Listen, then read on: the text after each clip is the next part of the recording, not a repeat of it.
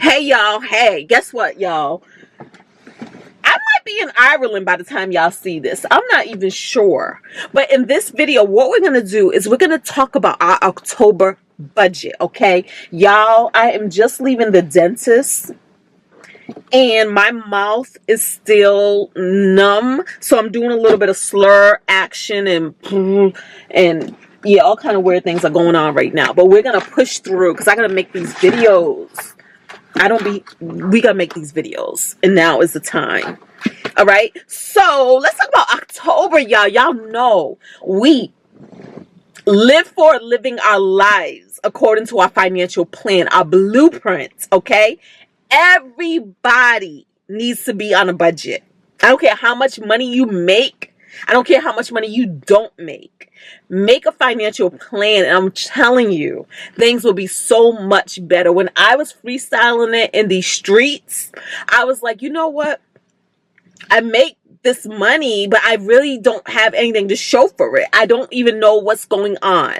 You know, you always have a feeling like, I feel like I didn't spend that much, or I feel like I went ham. But did you though?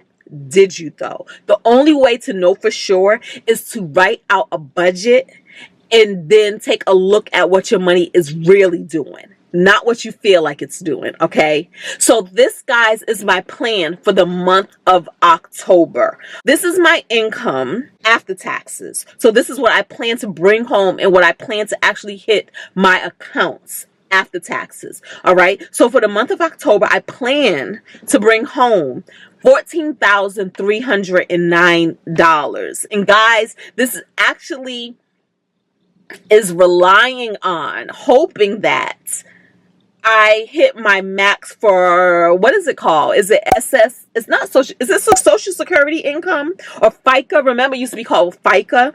That income, because they only tax you up to a certain amount every year, and usually around October, I hit my max, and they don't take out any more money for that tax anymore, and therefore my paychecks look a little better. They did raise it for this year in 2024. It was raised, I think, by $6,000. That's why my fingers are crossed that I still hit it this month of October, because if not, I'm overestimating my income. Okay, so I did the math for Social Security tax. It is the max that they will tax you is on income of $168,600, okay? So that is the max income that they will tax it on. And what they do is you pay 6.2% of that amount. So when I do the math, 6.2% of $168,800 is $10,465. So once I pay $10,465 into the Social Security system, they will no longer withhold this from my paychecks, okay? And so if we look at my last paycheck, and that, yes, this is a snapshot from my paycheck. So we see on my last paycheck, at my year to date, I was already at $9,583 and some change. And so if I subtract that from, let's see, 10,465 minus 9,583 equals $882. So I'm $882 away from my max. And so we see that they look like they take about $480 a paycheck. Let's see.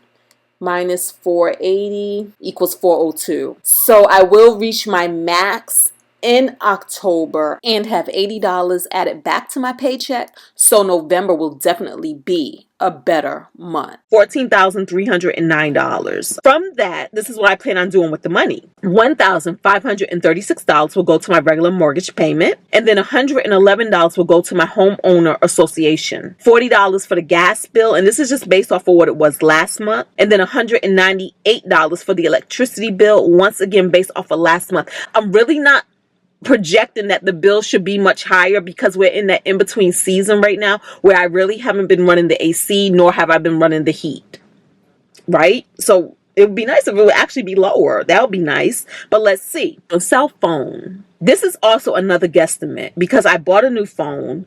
I'm financing it. I'm not even sure. I traded in a phone, so they should be giving me some credit. So I'm not even sure how that's going to be working. If it's not working to my advantage, I will just pay this thing off. So right now, my guesstimate is that my cell phone bill is going to be $200. I'm not even sure right now.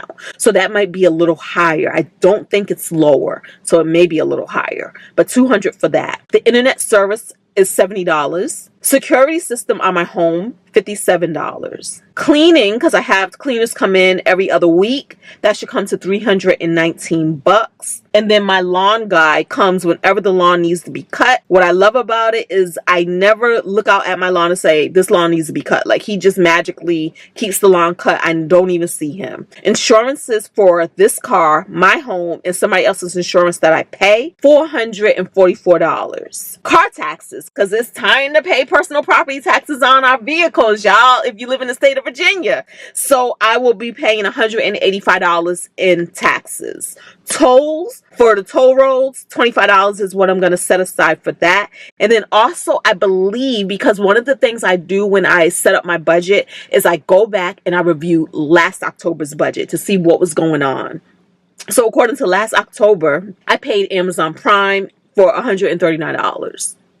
Did it go up again this year? I don't even know. So that may be a little higher, and it might not be. It might not even be due this month. It might be due next month. I don't know. But I'm setting it aside in this budget. Subscription services, this is for Netflix, and this is also for Paramount Plus. That's $35. Credit card fee. I do have a credit card fee according to my budget from last year, and I believe this might be Bank of America, $295. Is Bank of America $295? I don't know. But anyways, a fee is due. $295 is what's being set aside. Then the next 4 line items, I don't budget for. I do what I call mindful spending, meaning I'm forever cognizant of what I'm doing, why I'm doing it, and if it's even a good move, right? And so those 4 areas are my groceries, which I actually gave myself permission to spend more. Restaurants, again, I actually gave myself permission to spend more because I'm trying to stay away from fast food. So if I'm not doing fast food, that means I'm going to be paying more buying things, because y'all, we in this car making a video right now. Ain't nobody got time to cook, or ain't nobody making time to cook. How about that? Okay, household miscellaneous, that's whatever the house may need, from detergent, toilet paper, just whatever. And this is the stuff that I pay out of my money. And the way Jay and I, my partner, the way we set this up is we both just go and buy whatever is needed when it's needed. It's never like, oh, I bought toilet paper, give me money back. Or he bought this, give him money back. No, we're adults. We know what's needed and we just go do it. Period. So I don't factor in what he spends. Hair, $284, and the hair is already done. This hair is done, and this is from this budget right here, October budget. We got our hair done yesterday. And was it yesterday? Or was it the day before? I don't remember. But I pulled it from October's budget. And so that came from $250 for actually getting the hair done. And then I think it was like $34 for actually buying hair. So that's what that is. My tips, I did tip all the peoples, but I used the tip money from money I already had in my wallet that I hadn't spent. So that's what happened there. Okay. Nails, $115. Lashes, $150.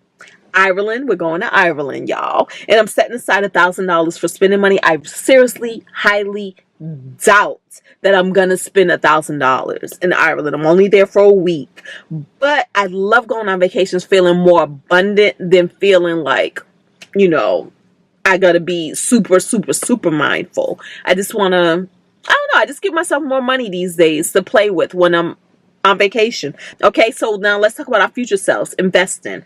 $1,785 is going to the 401k. $258 is going to the what's it called? Health savings account. And then, because we do have the goal of paying off this good home that we live in sooner rather than later, we are sending an extra $4,500 toward our mortgage freedom fund. So what I do, a lot of you already know, but what I do is rather than putting the money on the mortgage, I mean, I've done that for years, but now I'm in this space where Instead of putting it on a mortgage where my interest rate is 2.25%, very low, I'm actually sending it to a high yield savings account where the interest rate is 4.4% higher, right? And so then that's just another way of me making extra money that gets to be applied to this mortgage. So that's what's happening there. So $4,500 extra toward the Mortgage Freedom Fund, okay? And then we have $1,100 that's going to be split between my savings account, because I do still put money in my savings even though we have a fully funded emergency fund. We have a fully funded, I mean, it's funded for years. We have years saved up. But what I still do is I still have taxes and random things that I have to pay throughout the year. So I still like to set a little something aside so that when those bills come due, the money is there and I'm not necessarily depleting the accounts that I have set up, okay? So, and then I also do extra investing in my brokerage account. So that's $1,100 that will be going there. And then we're going to do $300 towards gifts. This leaves us with $1,023 left over in our budget. This is our cushion.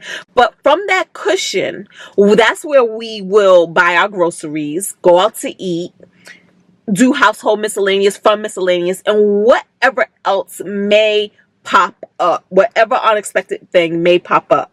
Hopefully that $1,023 can handle it. But you know, our goal is never to just go out and splurge and spend all that we can spend. My goal is always to underspend, because whatever I don't spend gets to go toward my long-term goals. And the long-term goal right now in this season is paying off the house. Okay, so that is the plan for the month of October, guys. Do you guys have your plans ready? Talk to me down there in the comments. Don't forget to thumbs up and subscribe if you're not a member, a true member of the Fun and Budget family. I'm going to see you guys in the next video. Until then, y'all, peace.